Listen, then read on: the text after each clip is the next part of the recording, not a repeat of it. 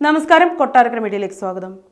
ഉരുൾപൊട്ടൽ ദുരന്തത്തിൽ ഉറ്റവരെ നഷ്ടപ്പെട്ട ശ്രുതിയുടെ പ്രതിശ്രുത വരനായിരുന്ന ജെൻസൺ മരണത്തിന് കീഴടങ്ങി. മൃതദേഹം രാവിലെ സുൽത്താൻ ബത്തേരി താലൂക്ക് ആശുപത്രിയിൽ പോസ്റ്റ്മോർട്ടം നടത്തും. തുടർന്ന് അമ്പലവയൽ ആണ്ടൂരിൽ പൊതുദർശനത്തിന് വയ്ക്കും. സംസ്കാരം ആണ്ടൂർ നിത്യസഹായ മാതാപ്പള്ളി സെമിത്തേരിയിൽ നടക്കും.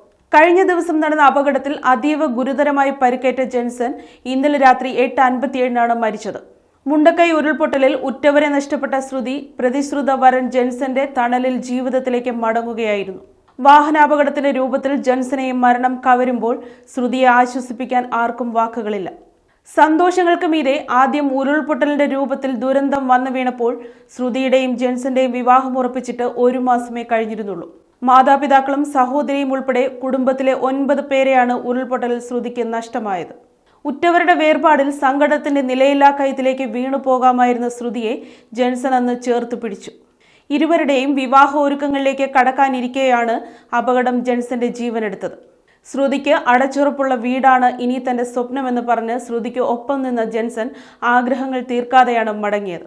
ചൊവ്വാഴ്ച വൈകിട്ട് കോഴിക്കോട് കൊല്ലകൽ ദേശീയപാതയിൽ വെള്ളാരം കുന്നിന് സമീപം സ്വകാര്യ ബസും വാനും കൂട്ടിയിടിച്ച് വീണ്ടും ഒരു ദുരന്തം.